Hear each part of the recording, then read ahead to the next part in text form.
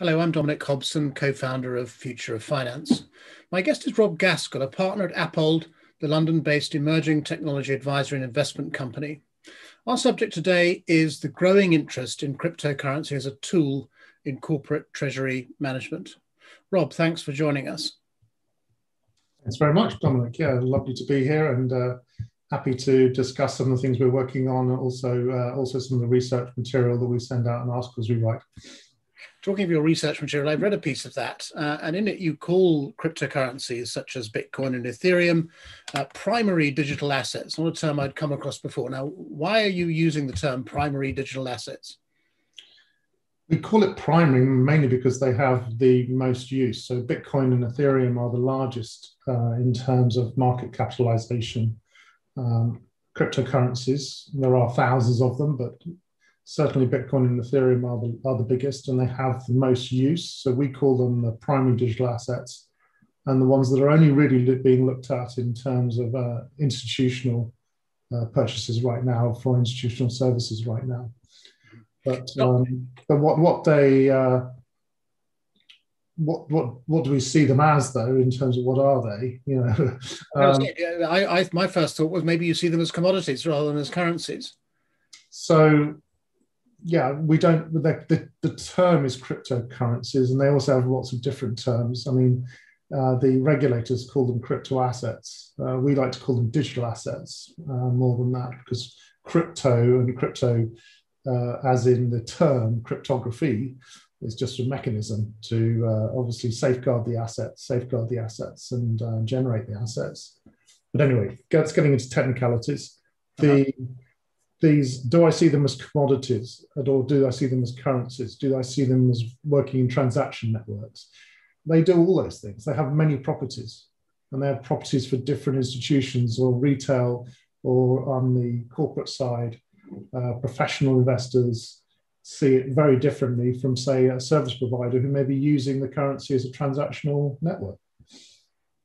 So they all have different use cases, and but the majority of the use cases right now we're seeing from the institutional side is specifically around it being a something similar, I would say, to something like gold or something like that, a commodity, where they see it as a hedging against existing assets and other assets that are around the world right now.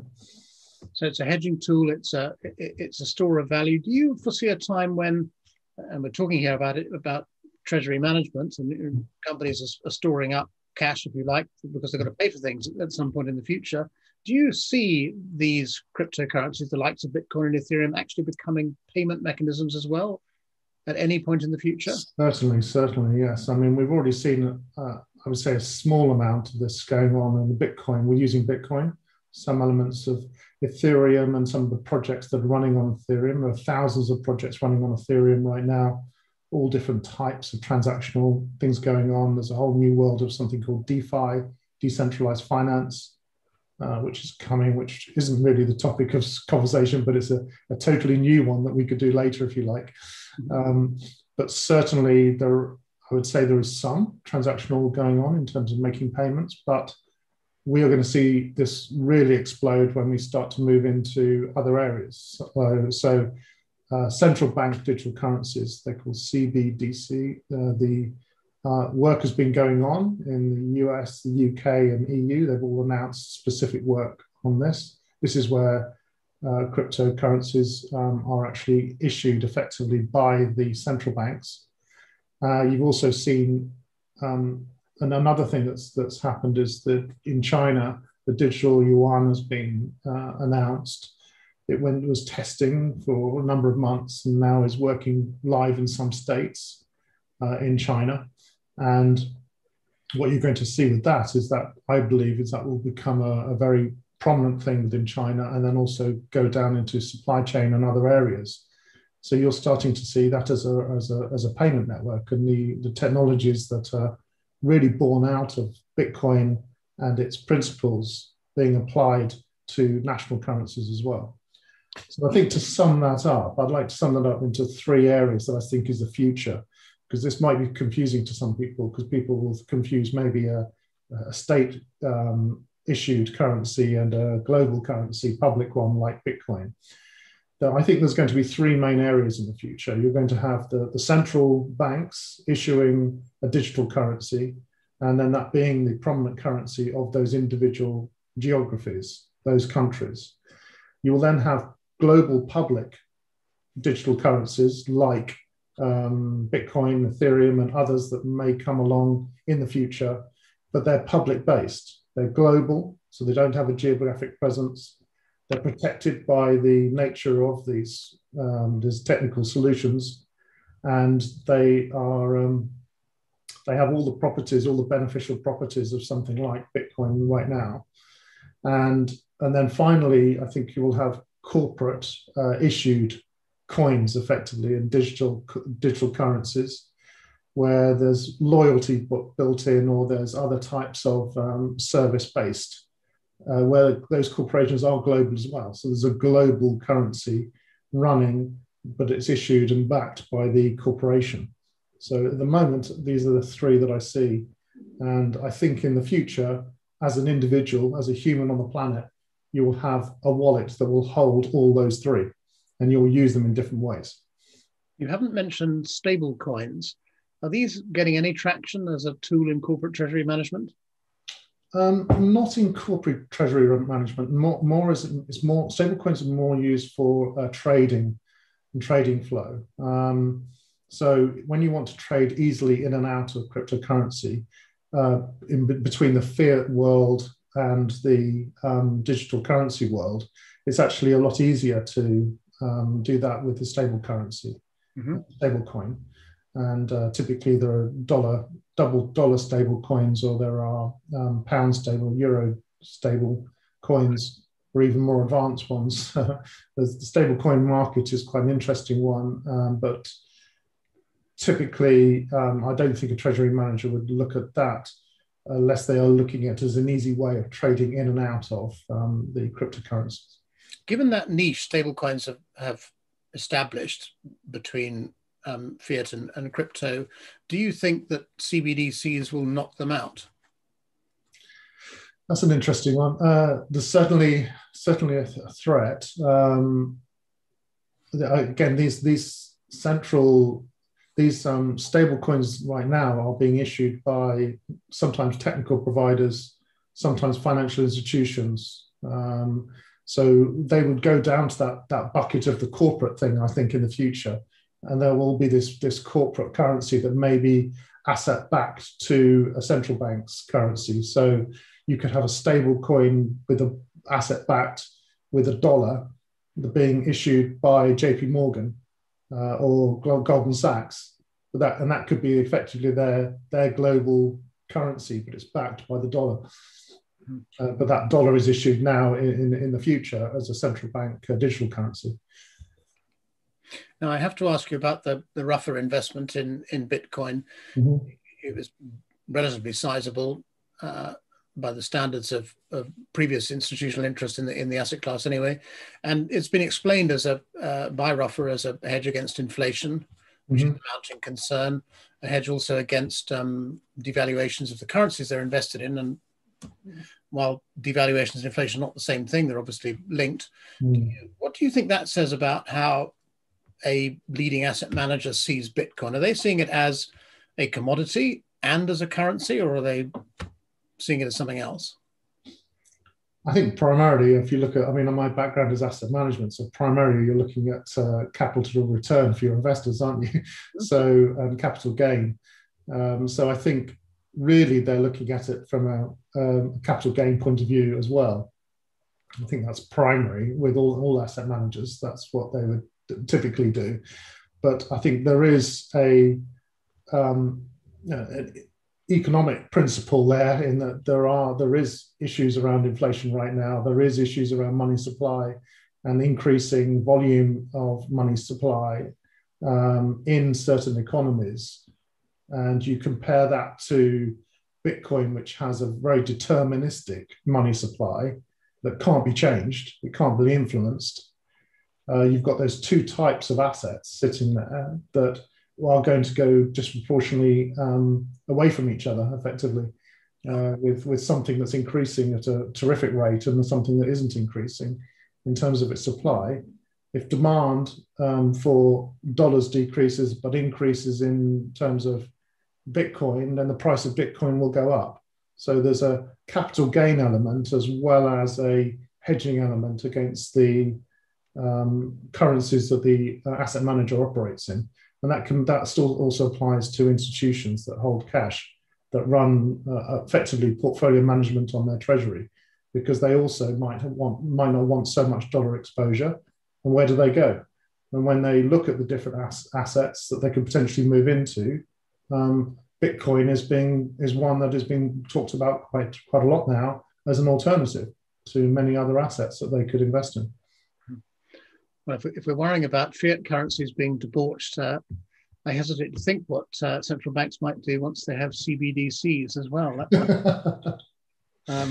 Well, that's why I think there's going to be three. I don't think central bank digital currencies will be the one, and they stop all corporate currencies and they stop all public currencies and public chains from operating. I think there will be a future where we have these multiple options, because an economy can effectively trash their own currency by manipulating it, and you've seen perfect examples of that in places like Venezuela or Argentina. Or even when it's been influenced by sanctions in places like Iran, the currencies can be massively influenced by external or internal factors. Yes, you're right. Even if it's digital, that can happen quicker.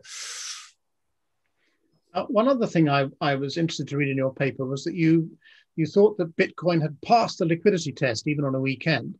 Now, is it really true that you can trade hundreds of millions of Bitcoin without moving the price against yourself? Depends on how big the trade is, obviously. When Bitcoin's market capitalization, which is currently sitting somewhere between $950 billion, when it was a lot smaller, typically around about the $200 to $300 billion level, you definitely had situations where some even small investments were having quite big impacts on the price. Now you see, it's all relative, but you see most of the trading activity doesn't have such a huge influence on the price movement, and certainly liquidity tests. The benefits of the liquidity is sitting currently at around, in December, when I was tracking it in December, and I'm sure it's around the same or even more now.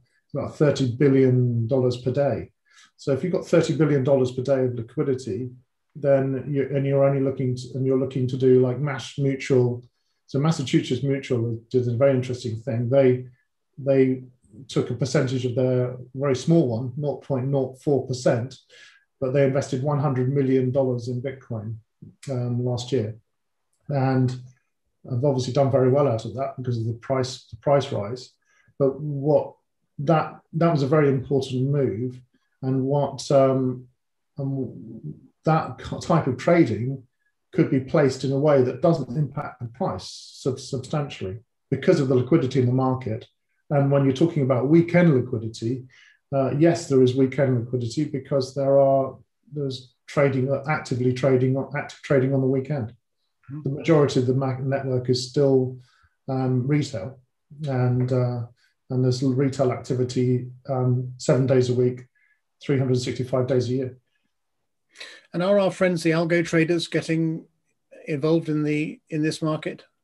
Oh, absolutely, yeah. There's many algorithmic trading companies and institutions, existing ones that have modified their algos and connected them to these new world of digital currencies, or you've also got new funds that have been created that have algorithmic approaches, even some AI.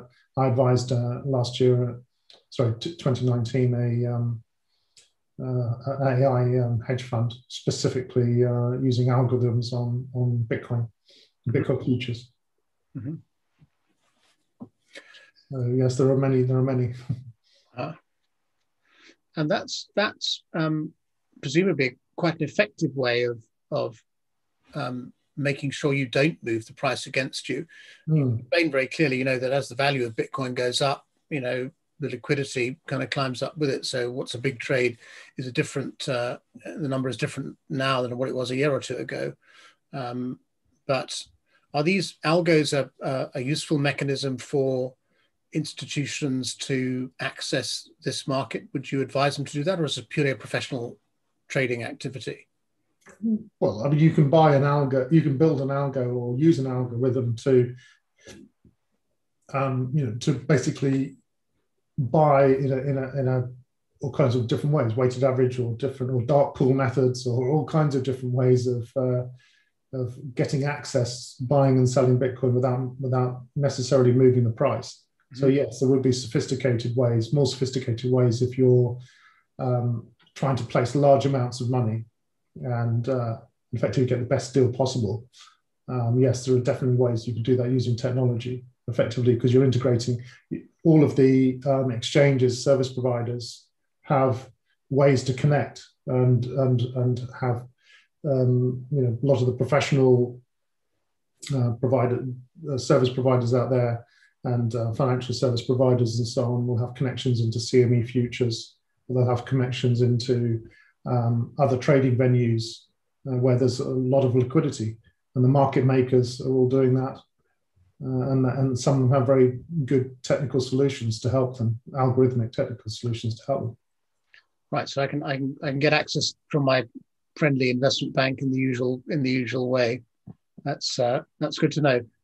Now, talking of access and market makers, one of the routes into the market you talk about in the paper is through ETFs.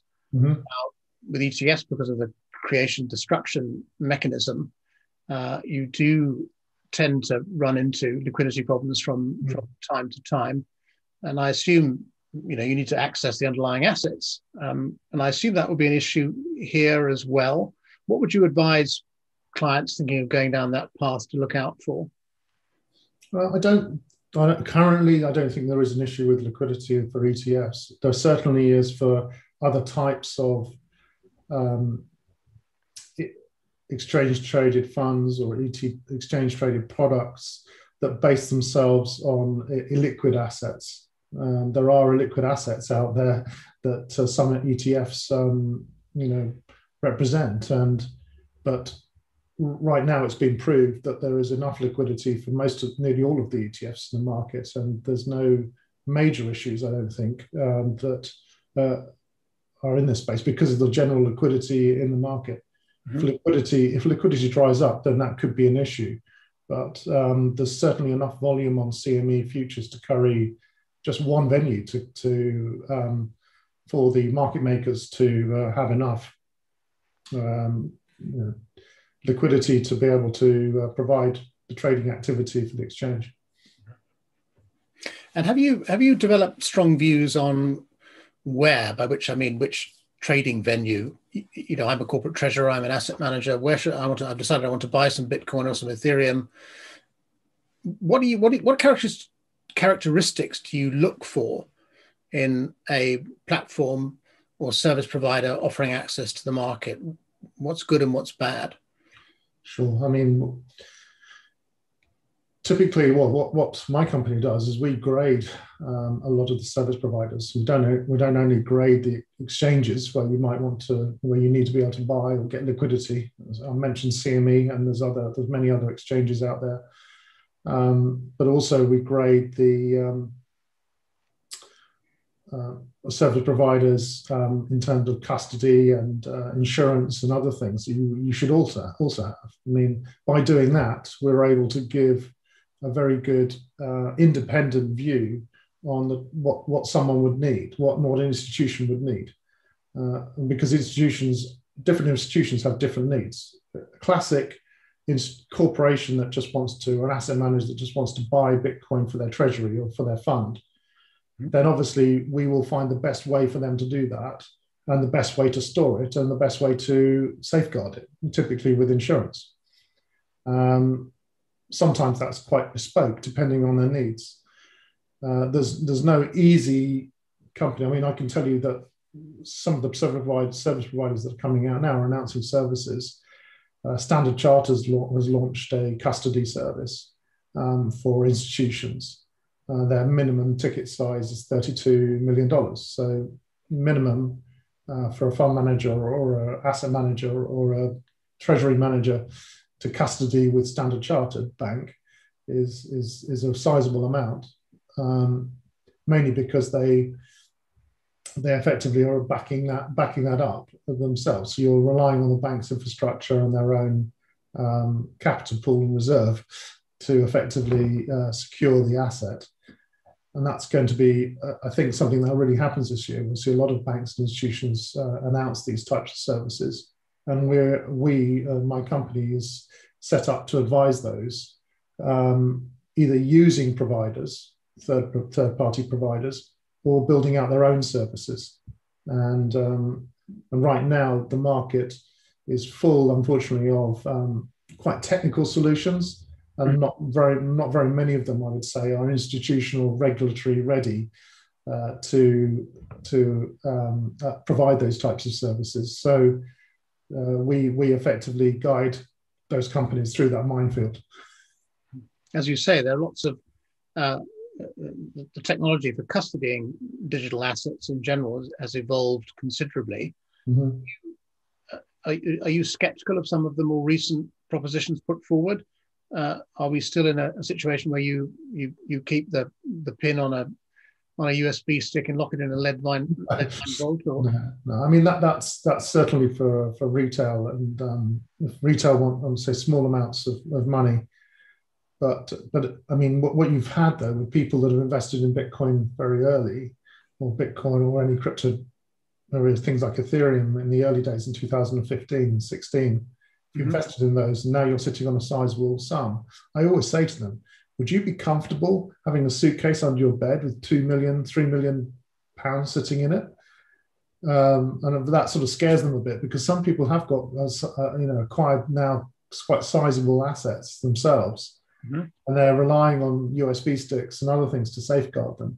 And now they've had to look at using other types of service providers to secure those assets, rather than relying on a USB stick hidden in your under your bed somewhere or something. But certainly for institutions, it's totally different. I mean, institutions will rely on service providers. I don't see institutions typically trying to safeguard these assets with themselves. I think they will pay for institutions to look after those assets. Now, you touched on this earlier, but it's a kind of operational aspect of this, which is how difficult or easy is it to get in and out of a cryptocurrency back into out of fiat currency into crypto, and out of crypto back into fiat currency. Is that getting easier now? It's certainly getting easier, but I wouldn't say it's easy for a lot of institutions. Again, a bit of a minefield, and depending on how much you want to buy and how much you want to move around, banks can be quite difficult to deal with. I would say in the cryptocurrency space, if you're a prominent corporation, though, I don't think you'll have a very strong banking relationship. You'll be able to explain to your bank that you want to buy, like MassMutual, a 160, 170-year-old insurance business in Massachusetts, in America. I'm sure they have extremely strong banking relationships, and explain to the bank that we're going to invest 100 million in Bitcoin, and of course allowed 100 million to come out of the portfolio's bank account to a provider who then facilitated that $100 million worth of Bitcoin buy. And they're showing that on their effectively the balance sheet of the portfolio, that they have this cryptocurrency safely stored through this service provider. I'm sure they're doing it that way. And obviously in and out for those types of institutions is fairly easy, but you need to know who to go to, and you need to, and this is where we help institutions, because it's not that they can just suddenly, I mean, if you're a UK-based company right now and your banking partner is Barclays, you can't ring up your Barclays relationship manager and say, can you facilitate Bitcoin for me? They don't have that service. So you have to know how to facilitate that. So I wouldn't say it's easy, but it's certainly getting easier. A few years ago, it was almost impossible to have fluid flow of banking access and movement between cryptocurrencies and fiat. It was very, very difficult. Now it's getting easier with more service providers coming online with big names like Fidelity, Northern Trust, as I say, Standard Chartered. And then you've got banks in individual countries, like in Switzerland, there's a number of banks now that allow you to go to hold and flick in and out of crypto within a banking infrastructure. And also in Italy, there's Banco Generali, and in Spain, there's BBVA, all companies, all banks you've heard of that now have services for underlying clients. But it's just getting easier. I wouldn't say it's easy. And presumably it gets more difficult as the value of Bitcoin climbs. I mean, you mentioned MassMutual, who went in at 100 million last year. I don't know what it's worth now, but let's call it 2 billion. No, not that much. No, we'd be worth about probably about 300-400 million now, something like that. Right. Okay, but there will be. It's a big number, and there are not that many banks. If it was an FX trade, who'd be able to simply take that on their own book straight away. They'd have to find the other side of it. They'd have to hedge it and so on. I don't know. Is looking at it as an FX trade a sensible way to look at getting in and out of Bitcoin or not? Yes, I mean there's a couple of FX providers I know that allow you, are now some of the market makers and liquidity providers on crypto. So they have the large scale banking access, the ability to move a few billion if they need to, that sort of level. It is possible, but again, it's more bespoke. If you're talking about large sums of money, you need to be able to navigate the banking network as well as the cryptocurrency network and the custody network and the insurance network. You need to be able to navigate those. And yeah, as you know, I'm sure you do from the banking world, forget all the cryptocurrency stuff. Moving large amounts of money can be quite problematic in the banking world. Unless you have strong relationships, and a lot of it's pre-prepared before you start moving the money. One final question, which is go back to where we began, which was Bitcoin and Ethereum as primary digital assets. Do you think there is a kind of straight path from cryptocurrencies as primary assets right through these CBDCs and stablecoins and these corporate currencies you referred to earlier, to security tokens? Yes, I mean, security tokens are a very interesting invention.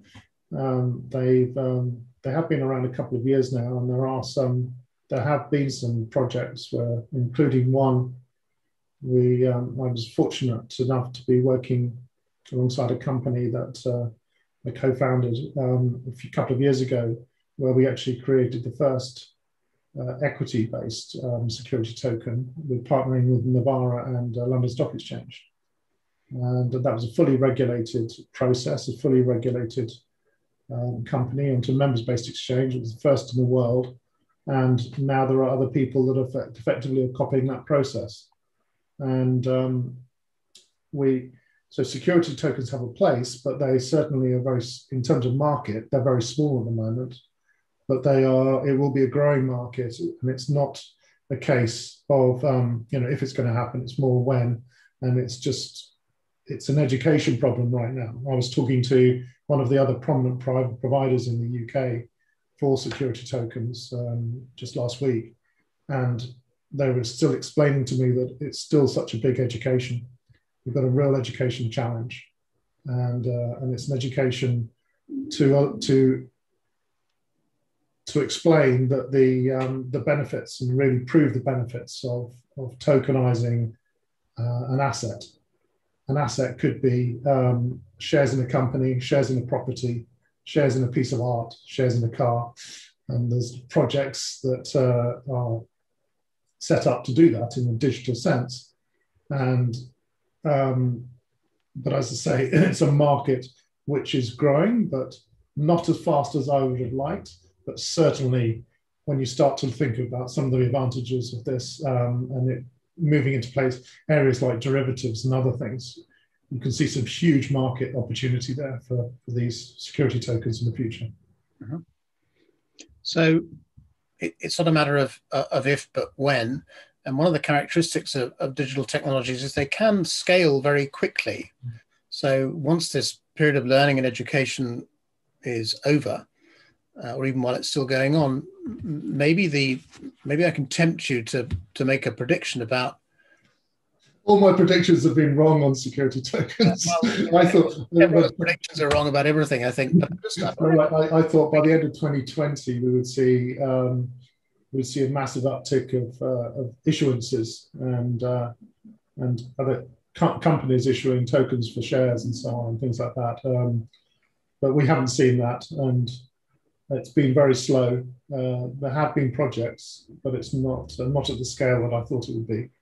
So realistically, for this to become mainstream, I think we're talking about maybe 4 years, something like that, 4 to 5 years before we start to see large flow, and it becomes another effectively product that financial services support. And the change will come from the primary market, not the secondary market. You won't find existing securities being transformed into tokens. Yeah, it's an interesting one, but we've got to see what's the benefits. I mean, one of the benefits of securitizing a token is effectively providing additional liquidity through having it placed on different markets, different access. So if you're sitting on, say you're sitting on AIM right now through the London Stock Exchange, and your liquidity is very small, and you think there'd be real interest from Asian investors and from maybe South American investors for your product, because your product is a global product, and you can see that there's going to be interest in effectively capital raising, additional capital raising, or accessing that market for investment. Then there could be a case that you take the shares that are issued on AIM, tokenize them, and then are listed on alternate venues, and the tokens can be swappable between those venues. Those are some of the benefits of the digitization, and it's definitely possible, but I think the demand is going to come from primary issues. So lots to look forward to. Rob Gaskell, thank you very much. Well, thank you, and I really enjoyed it.